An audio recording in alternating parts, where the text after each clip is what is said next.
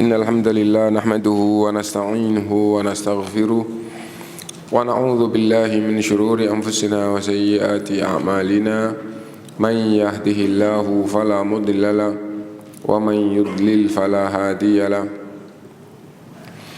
وأشهد أن لا إله إلا الله وحده لا شريك له وأشهد أن محمدا عبده ورسوله يا أيها الذين آمنوا اتقوا الله حق تقاته ولا تموتن إلا وأنتم مسلمون يا أيها الناس اتقوا ربكم الذي خلقكم من نفس واحدة وخلق منها زوجها وبث منهما رجالا كثيرا ونساء واتقوا الله الذي تساءلون به والأرحام إن الله كان عليكم رقيبا يا أيها الذين آمنوا اتقوا الله وقولوا قولا سديدا يصلح لكم أعمالكم ويغفر لكم ذنوبكم ومن يطع الله ورسوله فقد فاز فوزا عظيما أما بعد فإن أصدق الحديث كتاب الله وخير الهدي هدي محمد صلى الله عليه وسلم وشر الأمور محدثاتها وكل محدثة بدعة وكل بدعة ضلالة وكل ضلالة في النار. Ma'asyiral muslimin, bapak-bapak, ibu-ibu, saudara-saudari sekalian rahimakumullah. Pertama kita bersyukur kepada Allah SWT atas segala limpahan karunia-Nya. Salawat dan salam kita panjatkan kepada Rasulullah SAW. Dan kajian kita di minggu pertama setiap bulan, tepatnya hari Ahad minggu pertama, adalah dari kitab Tauhid yang ditulis oleh Syekh Shalih Fauzan. Dan kitab ini ada 3, 1, 2, 3, besarnya hampir sama.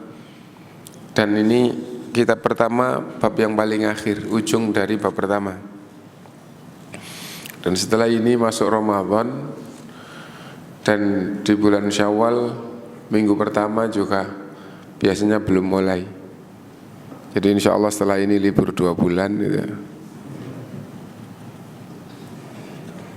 Libur 2 bulan jadi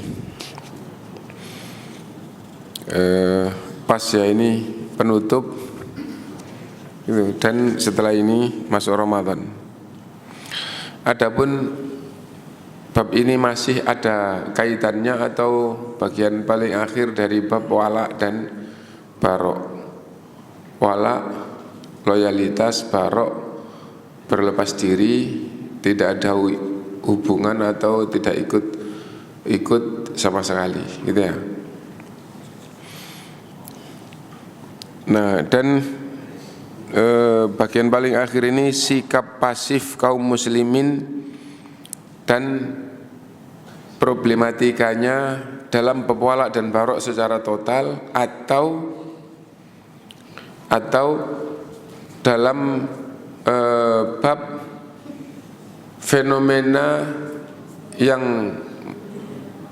banyak atau yang merata di mana-mana tentang orang Islam mengikuti orang kafir. Artinya begini, pembahasan besarnya adalah wala dan barok. Wala loyal artinya begitu mudahnya dia untuk memberikan pikiran, tenaga, waktu, hartanya untuk yang lain apabila ia mencintainya, apabila ia menyukainya, yang didasari karena agama. Barok berlepas diri, tidak ikut-ikut, benci, memusuhi, dan semuanya itu masuk di dalam bab barok terhadap kekufuran dan hal-hal yang berkaitan dengan kekufuran, gitu ya. Atau kalau dikaitkan dengan bagian yang paling akhir dari bab ini adalah fenomena yang terjadi di seluruh dunia secara umum. Orang Islam katut dalam banyak hal kepada orang kafir. Orang Islam katut kepada orang kafir dalam banyak hal. Dalam pergaulan laki perempuan campur. Sampai di pendidikan Islam hampir di seluruh dunia, kecuali di beberapa negara, pendidikan laki perempuan campur. Itu dari orang kafir, orang Islam katut. Pakaian juga kayak gitu, pekerjaan juga kayak gitu. Yang jelas-jelas haram, hampir di seluruh dunia ada. Misalnya apa? Riba. Orang Islam katut.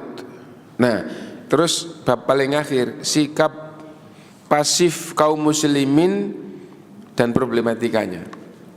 Yang dimaksud dengan sikap pasif gimana? Masa bodoh, tidak peduli. Mau pendidikan Islam itu laki perempuan campur, tidak peduli. Riba semarak dan orang Islam katut semuanya, tidak peduli. Orang Islam banyak yang terseret kepada kehancuran agama maupun dunia, tidak peduli. Bagaimana terseret terhadap kehancuran dunia? Tokohnya membawa kepada kesyirikan, tidak peduli. Yang ngerti nggak peduli. Ya. Apalagi yang tidak ngerti, yang katut tadi itu. Terbawa kepada bid'ah, akhirnya di seluruh dunia hampir ahli bid'ah semarak, tidak peduli. Nah, sikap seperti itu seperti apa? Dan bahkan jiwa muslim di hampir seluruh dunia secara umum, kecuali sedikit itu terhadap dirinya tidak peduli. Dirinya terjerumus dalam kesyirikan apa enggak, itu enggak peduli. Yang penting gurunya begini, tokohnya begini, itu yang penting enggak ada kepedulian. Yang diikuti benar apa enggak, ibadah yang dilakukan bid'ah apa enggak peduli. Kerjaan sehari-harinya halal atau haram, enggak peduli. Nah, itu sikap pasif kaum muslimin. Nah, kemudian diawali bahwa kita baca supaya lebih pas ya. Diawali bahwa orang Islam itu enggak begitu. Orang Islam itu diperintah satu dengan yang lain peduli, sehingga merasakan seperti apa yang dirasakan orang lain. Kenapa? Karena kepeduliannya sempurna, seperti anggota badan. Gitu. Tangan kanan peduli enggak dengan tangan kiri? Peduli apa enggak? Enggak peduli gimana? Digigit nyamuk aja ya.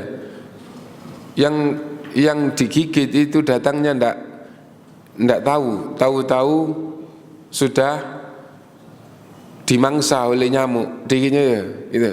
Dan dia tidak bisa banyak berbuat, tangan kiri langsung datang. Gitu. Minta tolong dulu, enggak pakai gitu, langsung datang. Kakinya kesandung dan yang kiri itu enggak tahu kalau kesandung, gitu. Atau kejatuhan batu yang cukup keras, gitu, ketimpa musibah, kakinya yang kena tadi itu enggak berdaya, tangannya langsung hadir. Semua anggota badannya langsung terpanggil. Itu kepedulian yang sempurna. Dan itu dijadikan oleh Allah sebagai tolak ukur. Sebagai tolak ukur seperti itu loh, orang Islam yang diinginkan oleh Allah SWT, orang yang beriman yang diinginkan oleh Allah SWT. Nah, kita baca dulu. Di antara sikap walak yang arti aslinya yang paling bagus dengan kalimat yang paling singkat adalah loyal, ya. Dan orang itu tidak akan loyal kalau tidak senang, gitu ya, loyal, gitu. Nah, di antara sikap wala dan mahabbah artinya senang dan cinta karena Allah, wala karena Allah, wala tadi loyal karena Allah, senang dan cinta karena Allah Subhanahu wa ta'ala. Antar umat Islam adalah seorang muslim harus mempedulikan urusan masyarakatnya secara umum dan mempedulikan urusan saudaranya sesama muslim secara khusus. Rasulullah SAW bersabda, mathalul mu'minina fi tawaddihim wa tarahumihim, perumpamaan sesama mukmin dalam kecintaan dan kasih sayang, wa ta'atufihim, dan kelembutan, mathalul jasadi, adalah seperti satu jasad yang terdiri dari banyak anggota. Idza ishtaka minhu udhun, apabila salah satu anggota mengeluh sakit atau karena sesuatu, tada'alahu sairul jasadi, terpanggil seluruh jasadnya, gitu. Tadi kita contohkan kakinya kejatuhan batu cukup keras, telinganya terpanggil bagaimana? Gitu. Ikut merasakan sakit kakinya, dan kalau seandainya ada kalimat itu loh, ada obat itu P3K, telinganya langsung nyaut gitu ya. Nah, kenapa telinganya itu? Matanya langsung terpanggil. Oh, itu ada obat yang cocok, ngelihat. Nah, akhirnya itu kerjasama semua anggota badannya untuk apa? Untuk mengobati tadi itu. Tada'alahu sairul jasad, terpanggil seluruh anggota badannya itu. Bisa hari wal huma, ikut merasakan demamnya gitu. Ikut tidak bisa tidur kalau waktunya tidur. Kenapa? Karena anggota badannya ada yang sakit, ikut merasakan humma, demam. Sehari itu waktunya tidur tidak bisa tidur gitu. Jadi kalau ada orang begadang, malam itu waktunya tidur, tidak tidur, itu sahar. Jadi arti aslinya sahar itu tidak tidur malam. Kalau samar itu apa? Remeng-remeng gitu bahasa Indonesia. Samar bahasa Arab itu ngobrol malam. Kalau tidak tidur malam itu sahar, pakai hak saharo. Kalau haknya diganti mim samaro, itu ngobrol malam gitu. Nah, kalau ngobrol sudah pasti tidak tidur ya, berarti ngobrol itu lebih tinggi daripada sahar. Baik apa jelek? Dua-duanya bisa baik, bisa jelek. Kalau karena Allah, kalau kepada Allah, maka itu baik. Kalau semakin menjauh dari Allah, maka itu jelek. Nah, itu sahar sama, wah itu gitu kebiasaannya sahar. Kenapa? Bermunajat kepada Allah SWT. Tidak bisa tidur. Wah, dia itu ngomong malam, ngomong baca Quran, baca zikir. Nah, itu hanya saja kalimat samar itu akhirnya hampir dipakai untuk yang tidak baik. Ngobrol ya, orang begadang sama temannya terus ngobrol, itu adalah samar gitu. Nah, di hadis ini itu perumpamaan orang yang beriman yang baik satu dengan yang lain itu kepeduliannya sempurna, seperti kepeduliannya kepada dirinya sendiri gitu.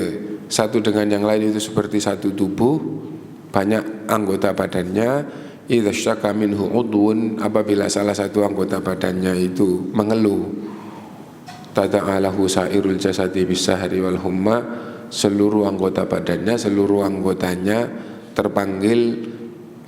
Karena ada yang sakit nggak tidur, semua nggak bisa tidur ya, karena yang sakit itu panas, semua ikut merasakan demamnya. Nah, itu orang yang beriman seharusnya.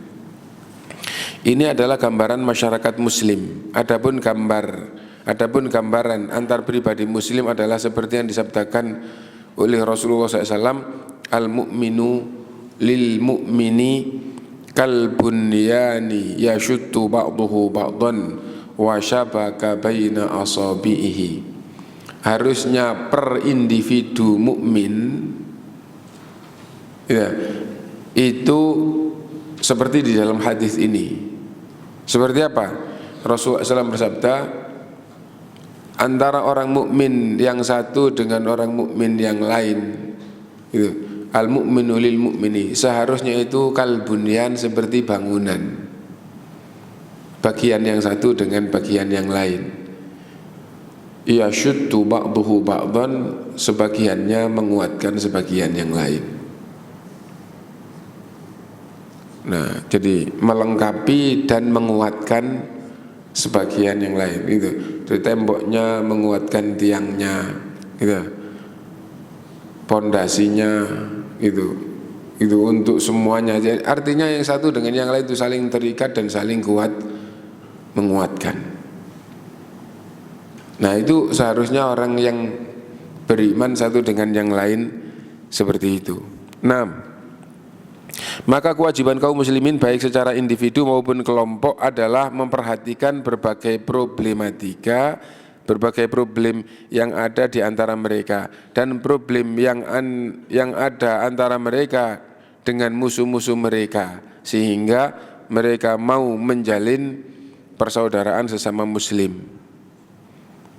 Nah, ini kewajiban di kalangan orang Islam ya. Fattaqullaha wa aslihu dzata bainikum. Allah berfirman, bertakwalah kepada Allah, jalankan semua perintahnya, jauhi semua larangannya. Wa aslihu dzata bainikum, dan islahlah sesama kalian. Itu arti lafadznya, wa aslihu, dan islahlah dzata bainikum, itu apa yang ada kaitan sesama kalian. Perbaikilah hubungan sesama kalian, sesama muslim. Itu. Dan diperhatikan ya, perbaikilah hubungan sama kalian. Allah SWT memberitahukan kebaikan itu tidak bisa saling kuat menguatkan dengan kejelekan. Kenapa? Karena Allah SWT menjadikan semua yang ada, menjadikan semua berarti objek ya, menjadikan berarti menjadikan makhluk dan sifat makhluk itu semuanya berpasangan dan berlawanan. Gitu ya, berpasangan dan berlawanan. Nah, dan baik itu lawannya jelek. Baik itu pasangannya itu ternyata lawannya jelek. Malam itu pasangannya siang. Nah gitu. Nah kalau yang baik-baik itu banyak, maka lawannya juga banyak. Yang jelek-jelek itu juga banyak. Akan terus seperti itu. Nah yang sejalan itu satu kesatuan gitu. Semuanya jalannya sama. Kebaikan itu jalannya banyak, tapi semuanya satu prinsip ini baik, lawannya adalah jelek. Nah jadi kayak gitu. Nah karena itu kalau baik itu campur dengan jelek, ndak bisa.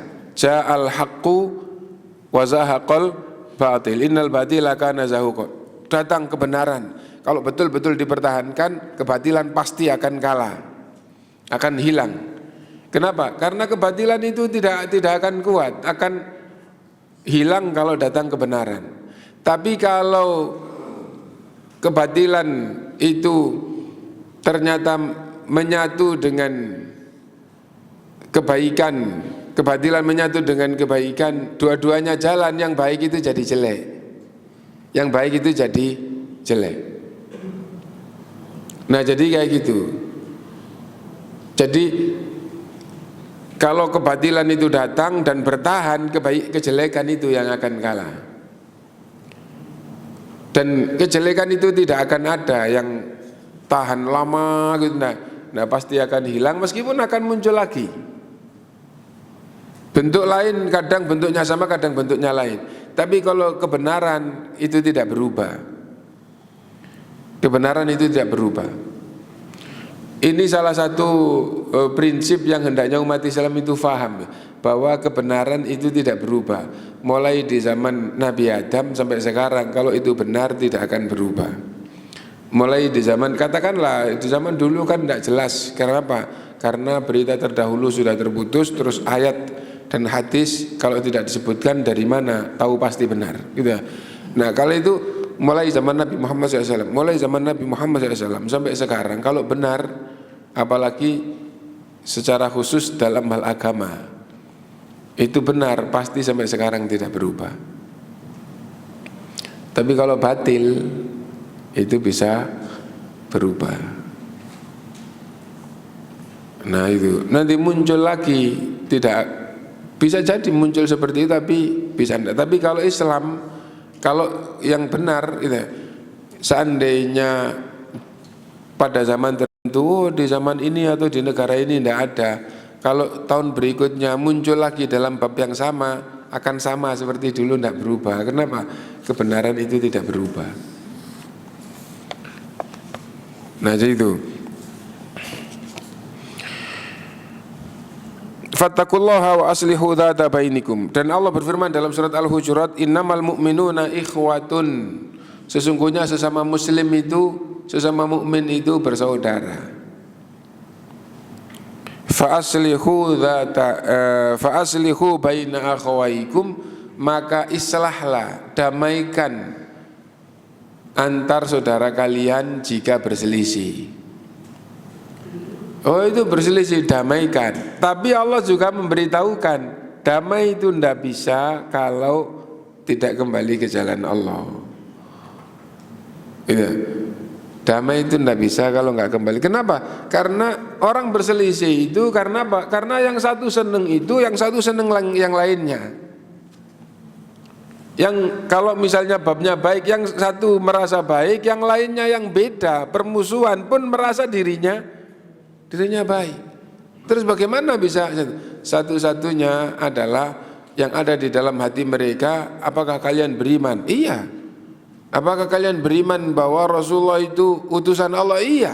Kalau gitu kembalilah kepada Allah dan Rasulnya. Karena dalam hal ini kalian sama. Karena itu Allah berfirman dalam Al-Quran, fa in tanaza'tum fi syai'in, wahai orang yang beriman, kalau kalian memperselisihkan antar kalian tentang sesuatu, farudduhu ilallahi war rasuli in kuntum tu'minuna billahi wal yaumil akhir. Kembalikan perselisihan itu kepada Allah dan Rasulnya, kepada Allah, kepada Quran, kepada sunnah, kepada Rasul langsung waktu masih hidup. Setelah Rasul meninggal sudah sempurna, kembalikan pada sunnah. Kamu berselisih, kembali pada Quran dan sunnah. Kenapa? Karena Quran itu kitab kalian berdua, rujukan kalian berdua.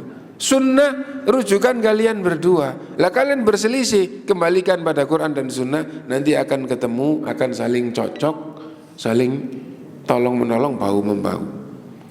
Lah kalau tidak mau, sudah beda lagi kalau tidak mau. Nah jadi kayak gitu. Nah, fa aslihu baina akhwaikum, islahkan antar saudara kalian. Dan hendaklah mereka memperhatikan jihad melawan musuh-musuh mereka. Jihad melawan musuh-musuh orang yang beriman. Jihad tidak harus perang. Jihad tidak harus perang, tergantung babnya. Bahkan perang itu kalau nasihat tidak boleh dijalankan dan orang Islam itu punya kekuatan, terus ngapain? Dong ini perbaikan kok enggak boleh. Nah jihad itu hanya membuka jalan. Maksudnya apa? Membuka jalan supaya Quran ini, supaya hadis Rasulullah ini bisa didakwahkan. Dan itu pun apabila sudah punya kekuatan, sudah punya wilayah, sudah punya pemimpin yang punya wilayah, punya angkatan bersenjata atau punya kekuatan tadi itu.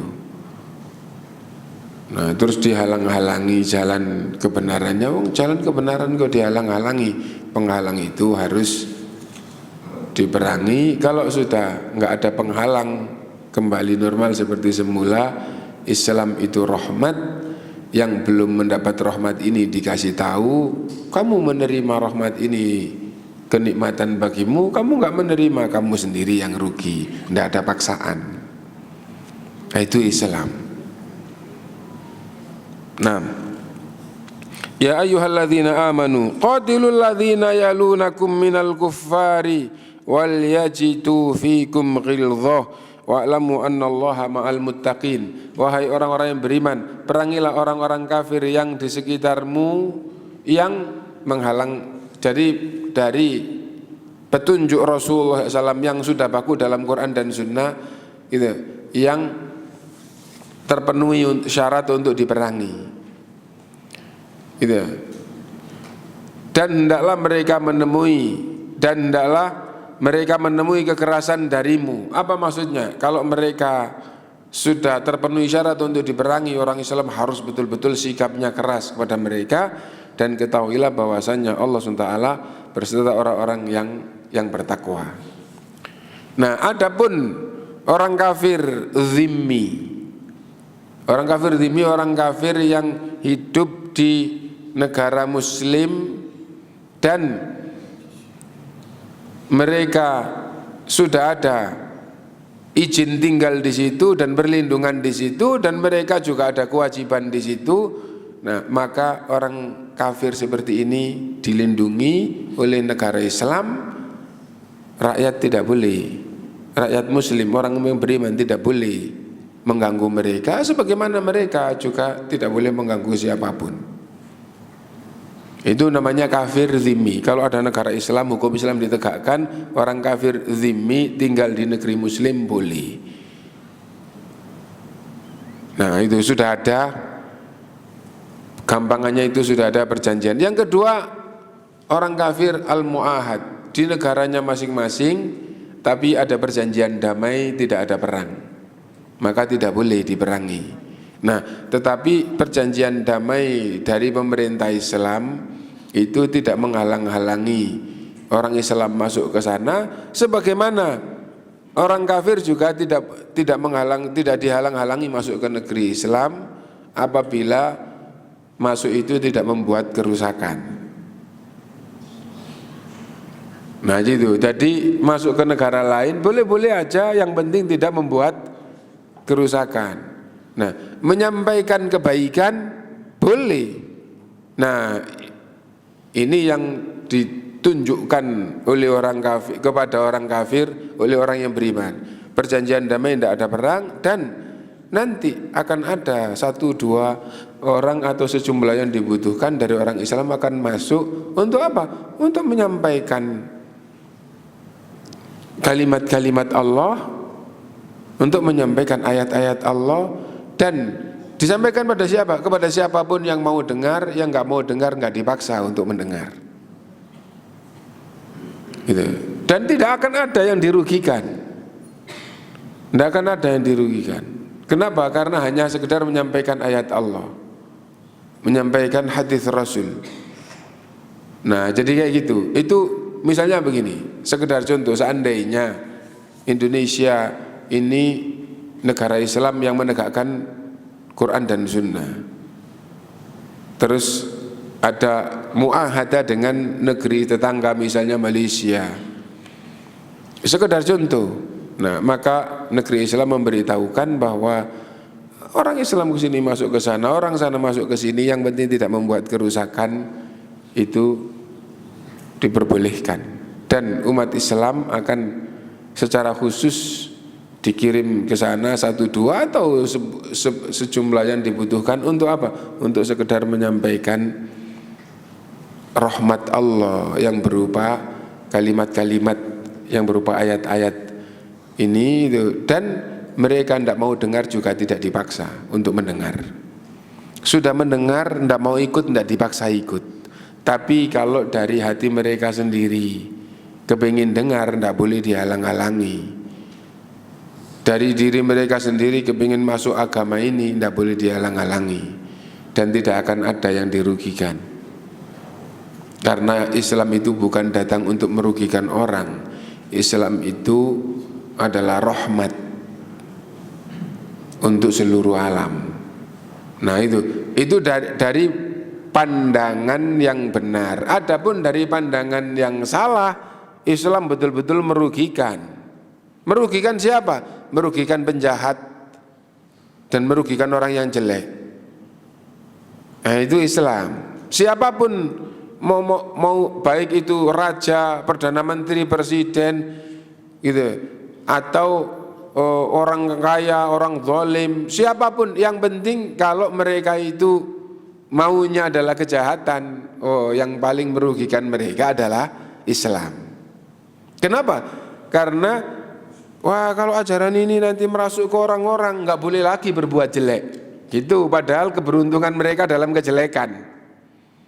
Nah, yang dimaksud Islam itu rahmat untuk seluruh alam. Islam itu nikmat, itu bagi orang yang mau baik. Adapun orang yang jelek, yang paling tidak disenangi adalah Islam.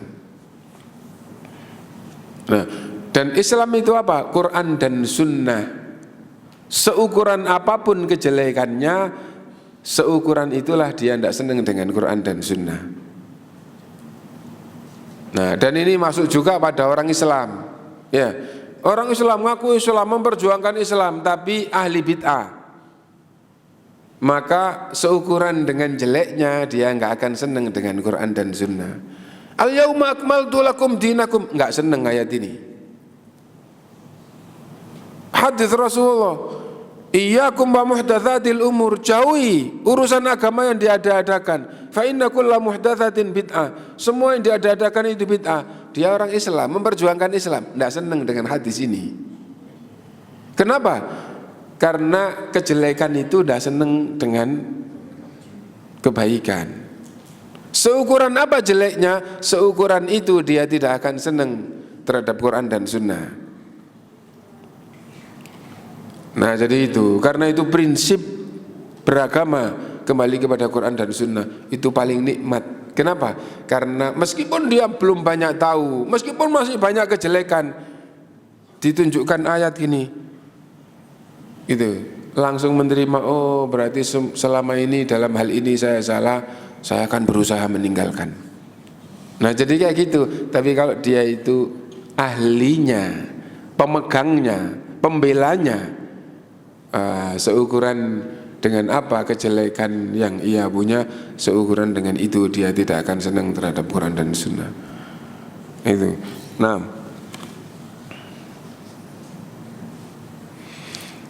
karena itu harus ada jiwa jihad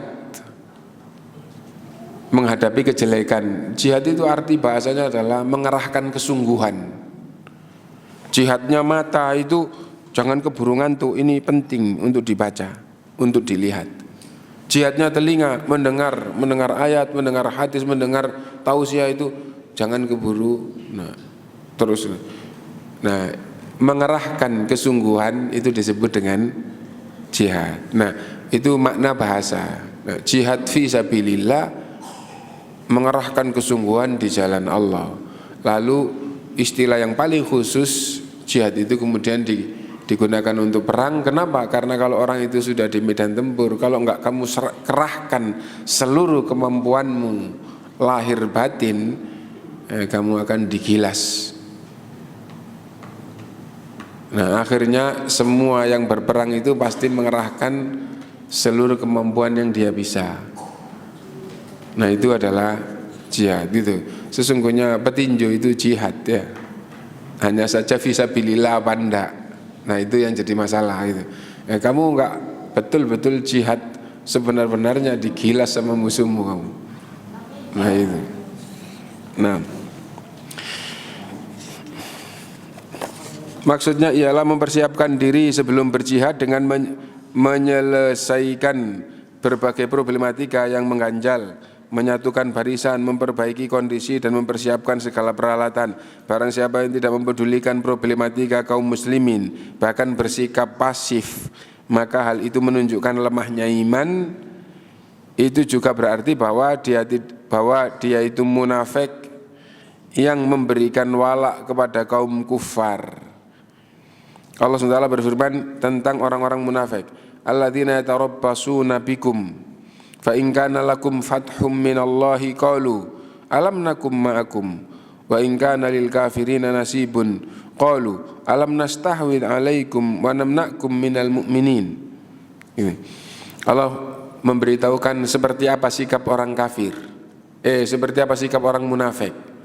Orang Islam tapi hatinya tidak senang Islam, itu munafik. Munafik yaitu orang-orang yang menunggu-nunggu peristiwa yang akan terjadi pada dirimu, wahai orang yang beriman. Maka jika terjadi bagimu kemenangan dari Allah, Mereka berkata, bukankah kami turut berperang bersama kalian? Apa maksudnya? Kalau orang Islam mendapatkan kebaikan, zahir mereka kan Islam. Loh, saya juga bersama kalian. Nah, itu. Nah, dan tapi dia nunggu-nunggu aja. Dia tidak mau jihad. Nah, tapi terus memperhatikan teman-temannya yang Islam, tapi dia tidak mau jihad, tidak mau mengerahkan kesungguhannya.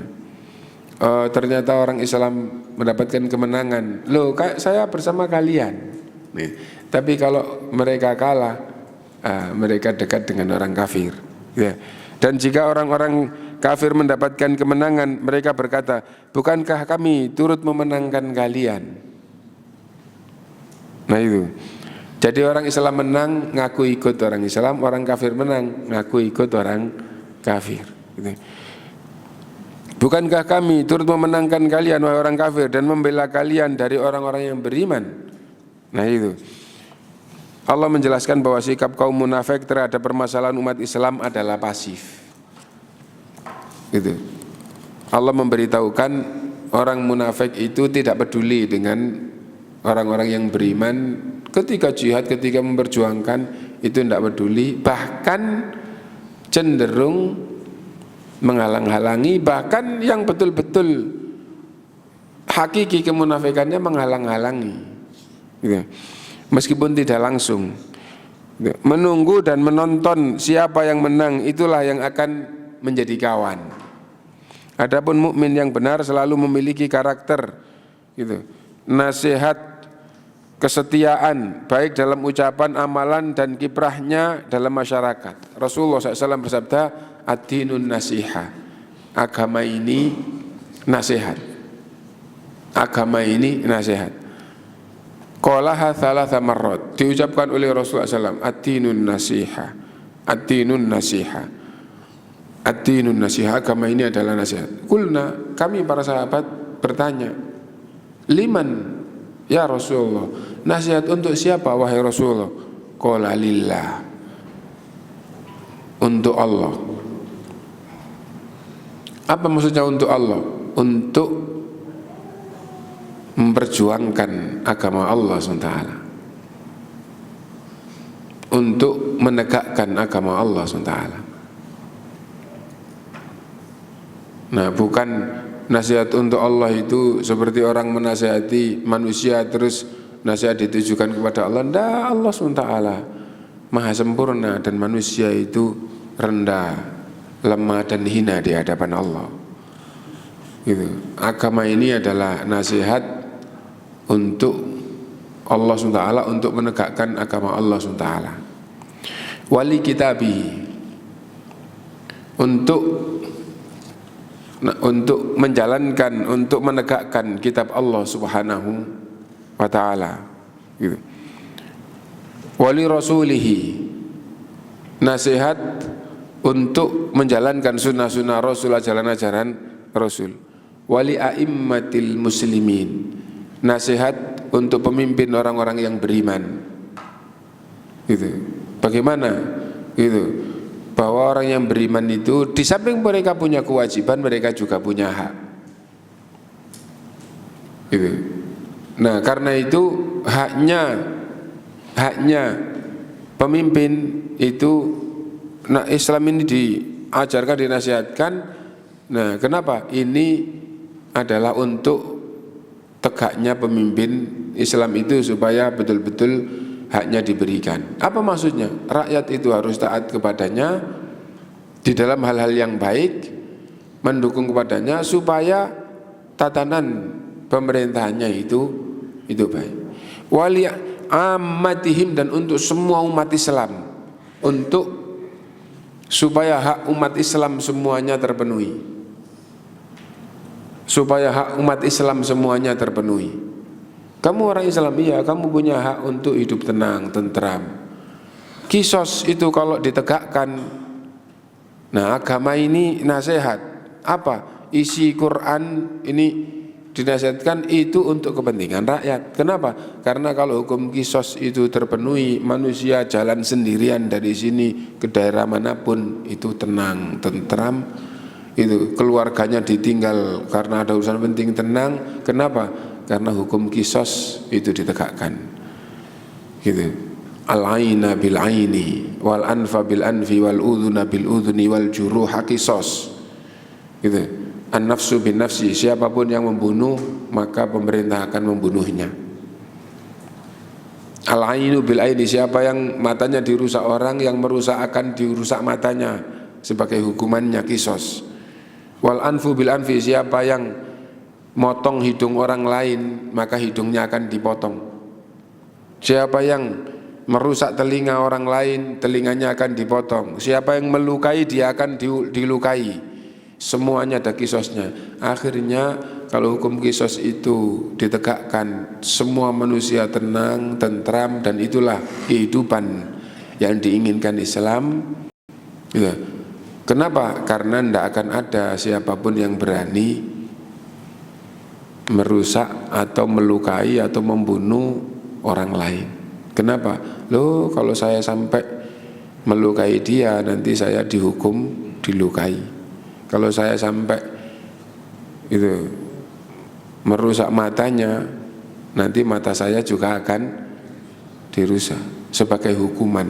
Siapa yang merusak mata saya nanti? Pemerintah menegakkan hukum.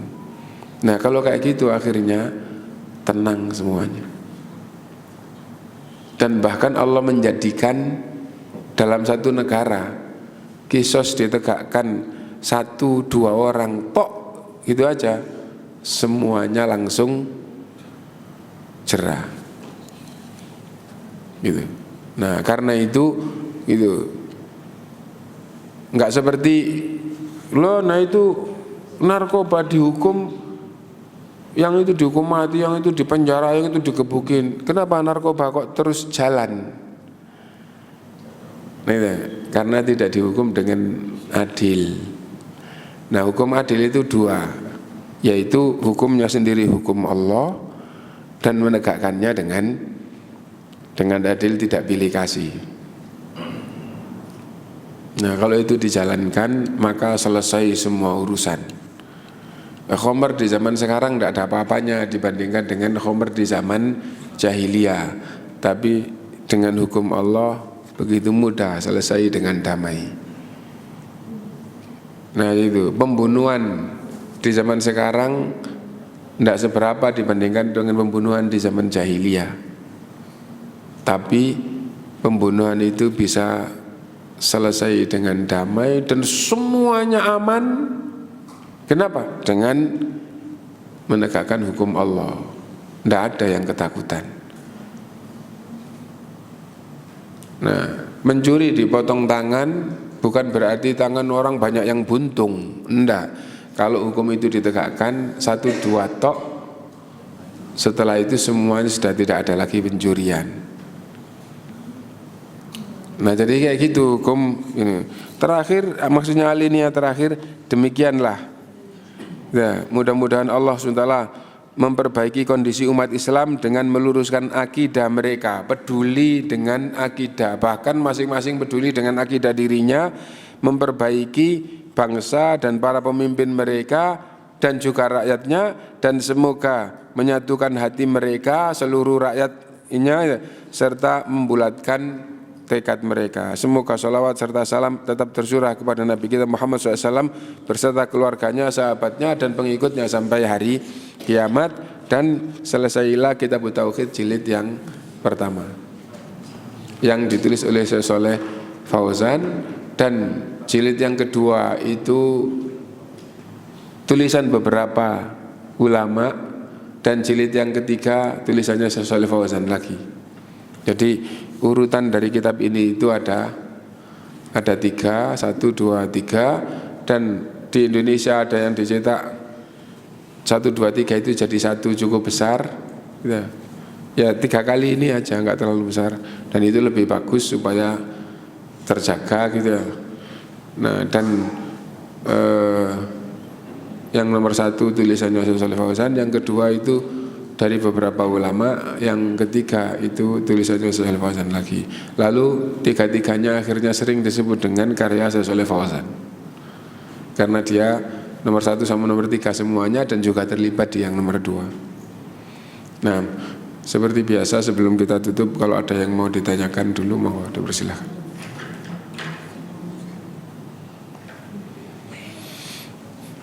Gak ada pertanyaan, Pak? Kalau tidak ada pertanyaan, kita akhiri dan sudah cukup karena sudah jam 6 juga. Semoga semua kebaikan kita diterima dan dilipat gandakan oleh Allah SWT. Semoga kekurangan-kekurangan dan kesalahan-kesalahan kita diampuni oleh Allah SWT.